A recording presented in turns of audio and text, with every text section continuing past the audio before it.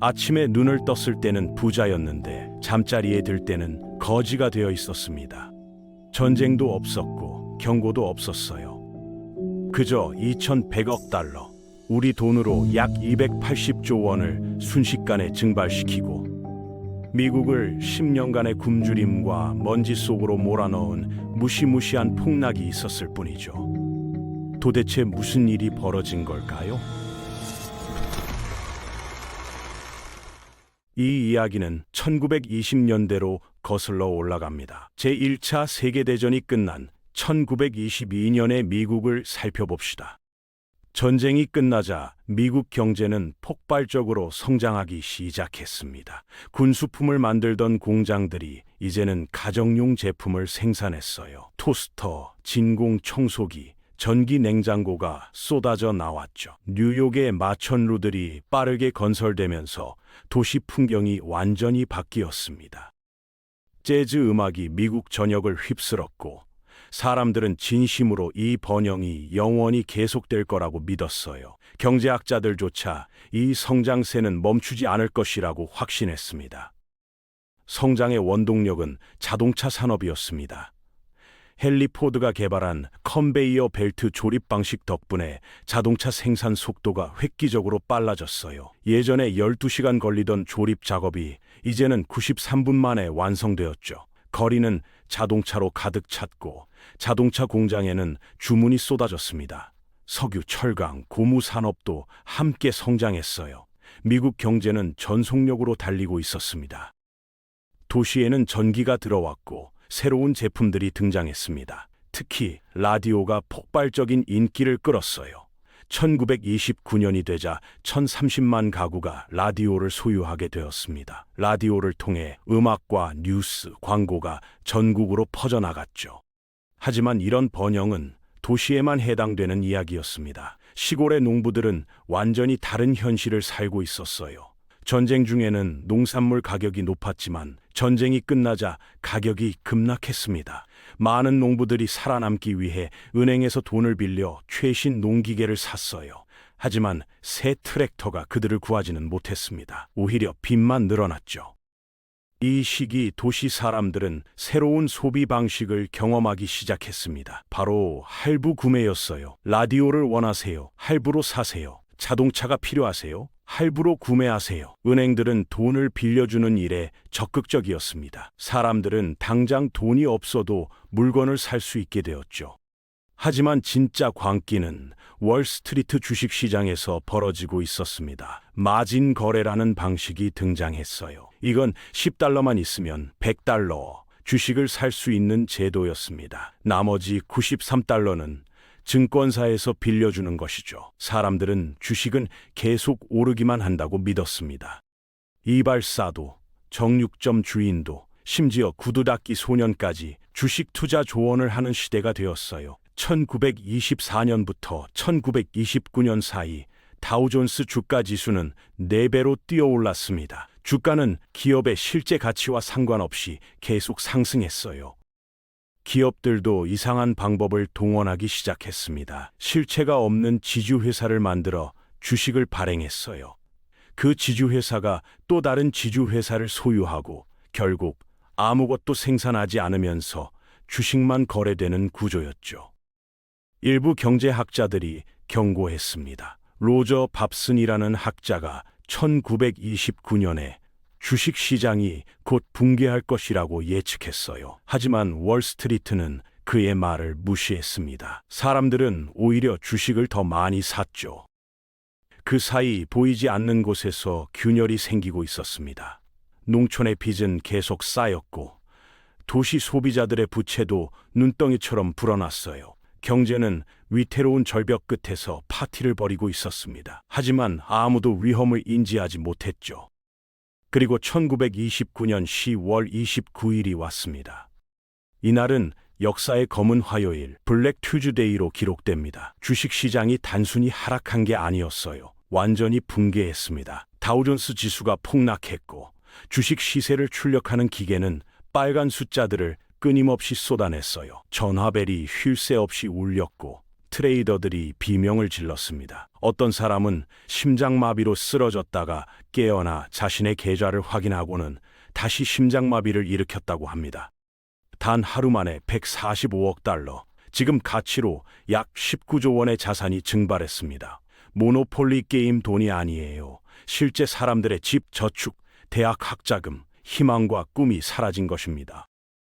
증권거래소 밖에는 충격에 빠진 사람들이 모여들었습니다. 어떤 이들은 울었고 어떤 이들은 그저 멍하니 서 있었어요. 도대체 어떻게 전체 경제가 하루아침에 무너질 수 있는지 이해할 수 없었죠. 이것은 시작에 불과했습니다. 주식시장 붕괴는 연쇄 반응을 일으켰어요. 먼저 마진콜이 시작되었습니다. 빌린 돈으로 주식을 샀던 사람들은 갑자기 그 돈을 즉시 갚으라는 통보를 받았어요. 많은 투자자들이 갚을 돈이 없었습니다. 월요일에 부자였던 사람이 목요일에는 파산자가 되었죠. 그 다음은 은행 위기였습니다. 대리석 바닥과 웅장한 건물을 자랑하던 은행들, 사람들이 신뢰하던 그 기관들이 무너지기 시작했어요.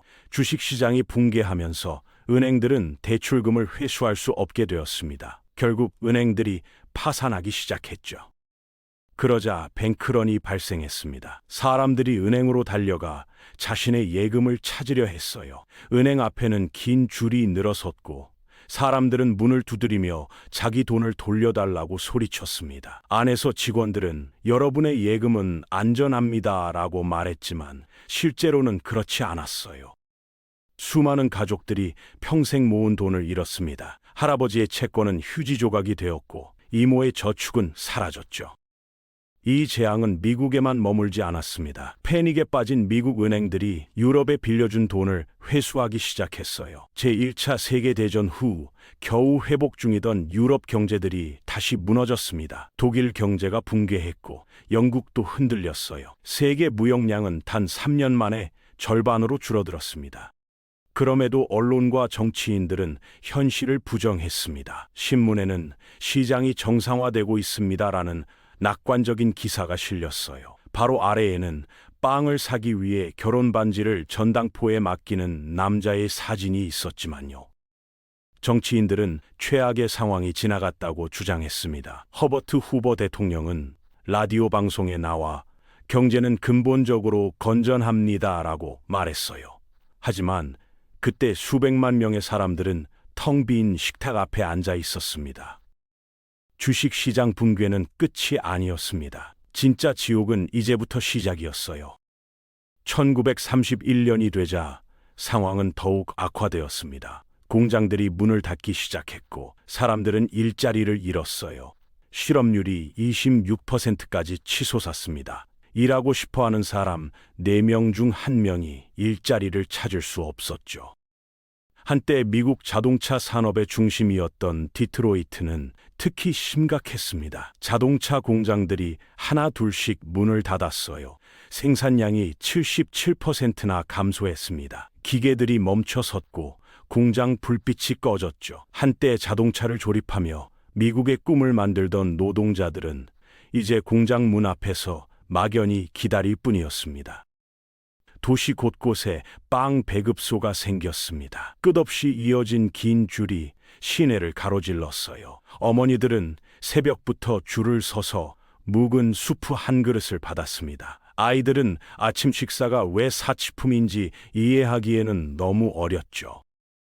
교사들은 충격적인 보고를 했습니다. 학생들이 수업 중에 기절한다는 것이었어요. 지루해서가 아니라 며칠 동안 제대로 먹지 못해서였습니다. 미국은 문자 그대로 굶주리고 있었습니다. 절망이 사회 전체를 덮쳤습니다. 은행이 망했고 저축이 사라졌으며 사람들의 자존감마저 무너졌어요. 자살률이 급증했습니다. 신문사들은 부고 기사를 따라잡을 수조차 없었죠. 모든 통계 뒤에는 실제 사람의 이야기가 있었습니다. 한때 이 나라가 자신을 보호해 줄 거라고 믿었던 사람들의 이야기였어요. 결혼율이 급락했고 출산율도 떨어졌습니다. 사람들은 미래에 대해 이야기하는 것조차 피했어요. 오늘 저녁 식사도 보장할 수 없는데 누가 결혼과 아이를 꿈꿀 수 있었겠습니까? 설상가상으로 자연재해까지 덮쳤습니다. 중부의 대평원 지역에서는 수년간의 과도한 농사로 땅이 황폐해졌어요. 비가 오지 않자 토양이 바싹 말라 갈라지기 시작했습니다. 그리고 먼지 폭풍이 시작되었습니다. 거대한 먼지 구름이 하늘을 뒤덮었어요. 사람들은 이것을 검은 눈보라라고 불렀습니다. 먼지는 단순히 땅을 덮은 게 아니었어요. 태양을 가렸습니다. 농작물이 묻혔고 가축들이 질식해 죽었으며 집 안까지 먼지가 들이닥쳤죠. 가족들은 밤새 기침을 하며 고통받았고 아침에 일어나면 온몸이 흙으로 뒤덮여 있었습니다. 오클라호마, 캔자스, 텍사스에서 수백만 명의 사람들이 집을 떠났습니다. 그들은 가진 모든 것을 낡은 자동차에 실었어요. 그리고 일자리가 있다는 소문을 들은 서부 캘리포니아로 향했습니다. 하지만 대부분은 그곳에서도 희망을 찾지 못했죠. 워싱턴에서 후보 대통령은 나름대로 노력했습니다. 자원봉사를 권장했고 제한적인 구호 프로그램을 만들었어요. 후보댐이라는 거대한 토목공사도 시작했습니다. 하지만 이것만으로는 시카고의 굶주린 사람들을 먹일 수 없었고 세인트루이스의 노숙자들에게 집을 제공할 수도 없었어요. 후보는 대규모 연방 지원을 거부했습니다. 그는 그것이 위험하고 미국적이지 않다고 생각했죠. 하지만 그때쯤 국민들은 대통령의 말을 듣지 않게 되었습니다. 후보의 이름은 고통의 상징이 되었어요. 노숙자들이 모여 사는 판잣집 마을을 사람들은 후보 비릴이라고 불렀습니다. 추위를 막기 위해 덮는 신문을 후보 담요라고 했어요. 텅 빈 주머니를 뒤집어 보이는 것을 후보 깃발이라고 불렀죠. 1932년 여름 중요한 사건이 발생했습니다. 수천 명의 제1차 세계대전 참전 용사들이 워싱턴으로 행진했어요. 그들은 전쟁에서 온 대가로 받기로 약속된 보너스를 요구했습니다. 원래는 수십 년 후에 받을 예정이었지만 그들은 지금 당장 그 돈이 필요했어요. 참전 용사들은 수도 근처에 천막촌을 만들고 평화롭게 기다렸습니다. 의회는 그들의 요구를 거부했고 후보 대통령도 거절했어요. 그러자 정부는 군대를 보냈습니다. 군인들이 참전 용사들에게 최루탄을 발사했고 천막촌에 불을 질렀습니다. 가족들이 연기 속으로 도망쳤어요. 정부가 자국의 전쟁 영웅들에게 무력을 사용한 것입니다. 미국인들은 충격에 빠졌죠. 이 시기 급진적인 사상이 퍼지기 시작했습니다. 사회주의 집회와 공산주의 모임이 열렸어요. 사람들이 이론을 믿어서가 아니었습니다. 자본주의가 그들에게 굶주림밖에 남기지 않았기 때문이었죠. 범죄도 증가했습니다. 존 딜린저, 보니와 클라이드 같은 은행 강도들이 나타났어요. 흥미롭게도 많은 사람들이 그들을 악당이 아닌 영웅으로 여겼습니다. 국민을 배신한 은행에 맞서 싸우는 사람들로 본 것이죠. 미국은 단순히 경제적으로 파산한 게 아니었습니다. 사회 전체가 무너지고 있었어요. 그럼에도 사람들은 포기하지 않았습니다. 그들은 일자리를 찾아 이동했고 빵 배급줄에 섰으며 가족을 지키려 애썼어요. 상황이 나아질 거라는 확신이 있어서가 아니었습니다. 다른 선택이 없었기 때문이죠. 1933년 3월 변화가 시작되었습니다. 프랭클린 델라노 루스벨트가 새 대통령으로 취임했어요. 수백만 명의 미국인들이 그의 연설을 들었습니다. 우리가 두려워해야 할 유일한 것은 두려움 그 자체입니다. 루스벨트의 이 말은 단순한 연설 이상이었습니다. 수년 만에 처음으로 국민들이 희망을 느낀 순간이었어요. 루스벨트 대통령은 즉시 행동에 나섰습니다. 몇 주 만에 젊은이들을 모집해서 일자리를 제공하는 프로그램을 시작했어요. 민간자원보존단이라는 조직을 만들었습니다. 젊은이들에게 삽과 천막, 그리고 무엇보다 목적을 주었죠. 그들은 나무를 심고 땅을 복구하는 일을 했습니다. 곧이어 공공사업진흥국도 만들어졌습니다. 정부가 수백만 명을 고용해서 도로, 다리, 학교, 우체국을 건설했어요. 사람들은 단순히 일자리만 얻은 게 아니었습니다. 자존감을 되찾았죠. 한때 빵 배급줄에 섰던 사람들이 이제는 건설 현장에서 일하며 미국을 재건하고 있었습니다. 테네시 계곡에서는 테네시 계곡 개발공사, 즉 TVA라는 프로젝트가 시작되었습니다. 거대한 댐들이 건설되었고 그 지역에 전기가 공급되기 시작했어요. 평생 어둠 속에서 살았던 마을들에 불빛이 켜졌습니다. 가족들이 처음으로 전기를 사용할 수 있게 된 것이죠. 천천히 확실하게 경제가 살아나기 시작했습니다. 국내 총생산이 증가했고 실업률이 조금씩 낮아졌어요. 사람들이 다시 미래를 꿈꿀 용기를 냈습니다. 루스벨트는 여기서 멈추지 않았습니다. 단순히 경제를 회복시키는 게 아니라 제도 자체를 고치고 싶었어요. 그래서 새로운 규칙들을 만들었습니다. 증권거래위원회를 설립해서 월스트리트를 감시하기 시작했습니다. 다시는 1929년 같은 주식시장 폭락이 일어나지 않도록 하기 위해서였어요. 연방예금보험공사도 만들었습니다. 이제 은행에 맡긴 예금이 정부의 보호를 받게 된 것이죠. 은행이 망해도 일정 금액까지는 예금자가 돌려받을 수 있게 되었습니다. 사람들은 다시 은행을 신뢰하기 시작했어요. 그리고 사회보장제도가 도입되었습니다. 이것은 획기적인 변화였어요. 노인들이 은퇴 후에도 기본적인 생활을 유지할 수 있도록 정부가 연금을 지급하는 제도였습니다. 당신은 중요한 사람입니다. 우리는 당신을 잊지 않을 것입니다. 라는 메시지였죠. 예술가들에게도 일자리가 주어졌습니다. 연방 예술 프로젝트를 통해 화가, 사진작가, 작가들이 급여를 받으며 작품 활동을 할 수 있었어요. 이들은 회복 중인 미국의 모습을 기록했습니다. 도로시아 랭이라는 사진작가가 찍은 이주 노동자 어머니라는 사진이 유명해졌어요. 사진 속 여성의 눈빛은 우리가 구원받았다고 말하지 않았습니다. 우리는 살아남고 있다고 말했죠. 할리우드 영화관도 다시 사람들로 붐비기 시작했습니다. 사람들은 오즈의 마법사 같은 영화를 보러 갔어요. 영화 속에서 회색 세상이 화려한 컬러로 변하는 장면을 보며 사람들은 희망을 느꼈습니다. 대공황 한가운데서도 미국인들은 여전히 꿈을 꾸고 있었어요. 도시들이 다시 활기를 띠기 시작했습니다. 문을 닫았던 식당들이 재개장했고 라디오에서는 경쾌한 스윙 재즈가 흘러나왔어요. 조금씩이지만 희망이 보이기 시작했습니다.